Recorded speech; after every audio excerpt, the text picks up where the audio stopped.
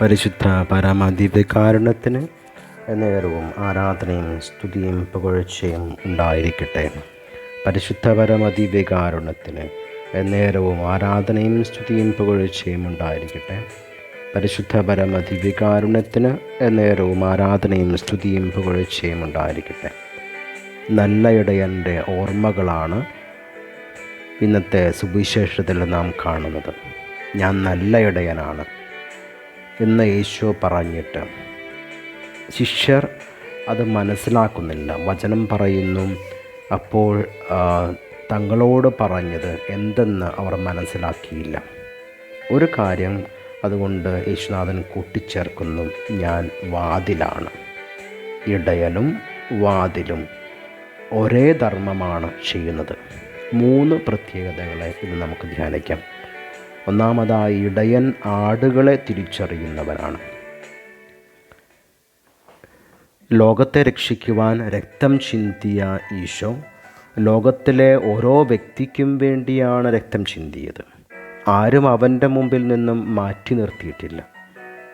അതൊരു ഉറപ്പും സംരക്ഷണവുമാണ്. ഞാൻ വാതിലാകുന്നു എന്ന് പറഞ്ഞതിൻ്റെ അർത്ഥം അതുതന്നെയാണ്. വാതിൽ ഒരു സംരക്ഷണമാണ്. ഒരു ഇസ്രായേൽ സമൂഹത്തിൻ്റെ പശ്ചാത്തലത്തിൽ ആട്ടിടയൻ ആടുകളെ സംരക്ഷിക്കുന്നത് അങ്ങനെയാണ്. ഗുഹകളിലാക്കിയിട്ട് അതിനു മുമ്പിൽ വാതിൽ പോലെ കിടക്കും. അല്ലെങ്കിൽ മരക്കമ്പുകൾ കൊണ്ടുണ്ടാക്കിയ വേലി കെട്ടി ആടുകളെ അതിനുള്ളിലാക്കി അതിനു മുമ്പിൽ വാതിലായി കിടക്കും. ഇങ്ങനെ കിടക്കുന്ന ഇടയനെ മറികടന്നല്ലാതെ ആർക്കും ഈ ആടുകളെ തൊടുവാൻ സാധിക്കില്ല. അത്ര സംരക്ഷണമാണ്. യേശു ഇടയനാണ് എന്ന് പറഞ്ഞാൽ അതിൻ്റെ അർത്ഥം അതാണ്. ആടുകളെ സംരക്ഷിക്കുന്നവനാണ്. അത് ആടുകൾ ഓരോരുത്തരെ അറിയുന്ന ഇടയൻ നൽകുന്ന വലിയ ഉറപ്പാണ്. സങ്കീർത്തകൻ പറയുന്ന പോലെ 34-ാം അധ്യായം 7-ാം തിരുവചനത്തിൽ പറയുന്നുണ്ട്, കർത്താവിൻ്റെ ദൂതൻ ദൈവഭക്തരുടെ ചുറ്റും പാളയമടിച്ച് അവരെ സംരക്ഷിക്കുന്നു. ആരും രക്ഷിക്കപ്പെടാത്തതില്ല, ആരും സംരക്ഷിക്കപ്പെടാത്തതില്ല. എല്ലാവരും നല്ല ഇടയനാണ്. രണ്ടാമതായി, ഇടയൻ ആടുകളെ പേര് ചൊല്ലി വിളിക്കുന്നു എന്ന് സുവിശേഷം പറയുന്നു. പേര് ചൊല്ലി വിളിക്കുക എന്ന് പറഞ്ഞാൽ ഇടയന് ആടുകളോടുള്ള അടുപ്പമാണ് കാണിക്കുന്നത്. വാതിലാകുന്ന ഇടയനും നമ്മെ പേര് ചൊല്ലി വിളിക്കുന്ന ഇടയനും വാതിൽ തുറവിയാണ്. ഇതാണ് വഴിയെന്ന് നമുക്ക് കാണിച്ചു തരുന്നു. പേര് ചൊല്ലി വിളിക്കുന്ന ഇടയൻ വഴി കാണിച്ചു തരുന്ന വാതിലാകുന്ന നമ്മുടെ നാഥൻ എന്ന് പറയുമ്പോൾ അവിടെ ഒരു വേദന ഒളിഞ്ഞുകിടപ്പുണ്ട്. ദൈവത്തിൻ്റെ വേദന. അവൻ്റെ വിളി കേൾക്കാത്ത ആടുകളും കാണിച്ച വഴിയെ പോകാത്ത ആടുകളും ഉണ്ടെന്ന് പറയാതെ പറഞ്ഞു വയ്ക്കുന്നു. ഇടയൻ വാതിലായി ആടുകൾക്ക് മുമ്പിൽ കിടക്കുമ്പോൾ വിളി കേൾക്കാത്തവരും വഴിതെറ്റിയവരും ഇടയൻ്റെ നെഞ്ചിൽ ചവിട്ടിയായിരിക്കാം കടന്നു പോയിട്ടുണ്ടാവുക. അവൻ്റെ ഹൃദയത്തിൽ ചവിട്ടിപ്പോയവരൊക്കെ അവനെ കുരിശിൽ വീണ്ടും തറച്ചുകൊണ്ടിരിക്കുകയാണ്. ഇതിനാൽ ഒന്നാമത്തെ വായനയിലൂടെ പത്രോസ് അപ്പോസ്തലൻ നമ്മോട് പറയുന്ന ഒരു വളരെ സുന്ദരമായ ഒരു കാര്യമുണ്ട്. നിങ്ങൾ കുരിശിൽ തറച്ച യേശുവിനെ ദൈവം കർത്താവും ക്രിസ്തുവുമാക്കി ഉയർത്തിയെന്ന്.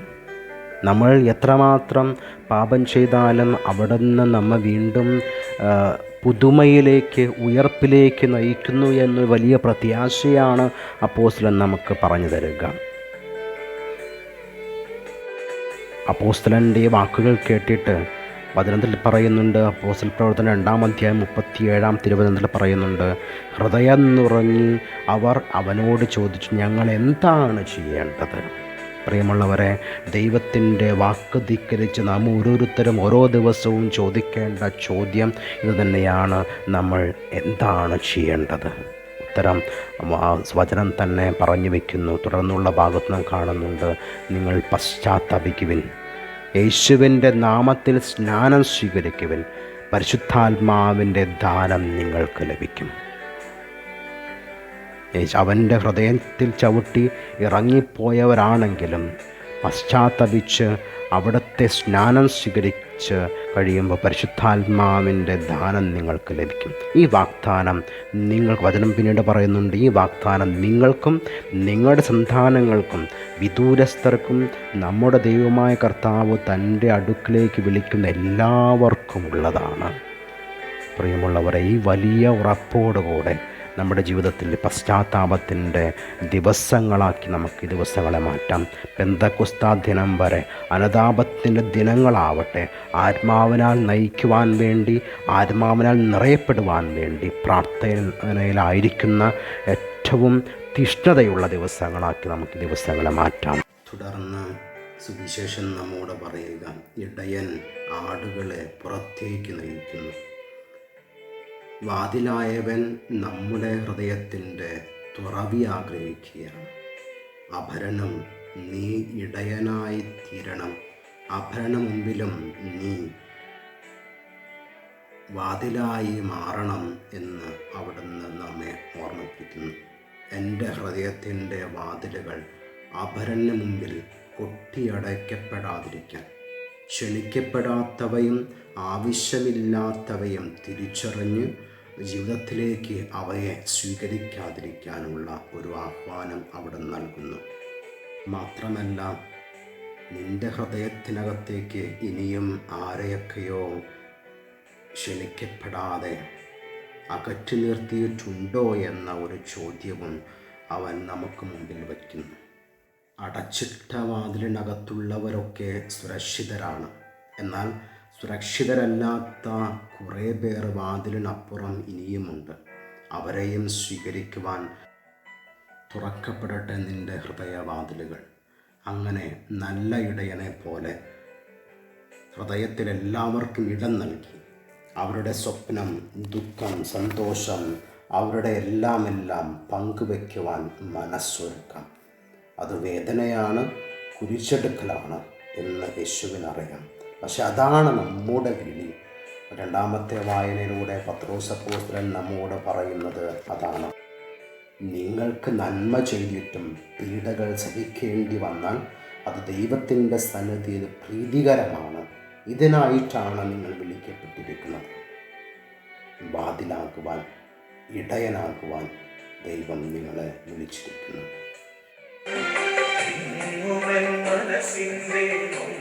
പരമദിവ്യകാരുണ്യത്തിന് നേരവും ആരാധനയും സ്തുതിയും പുകഴ്ചയും ഉണ്ടായിരിക്കട്ടെ.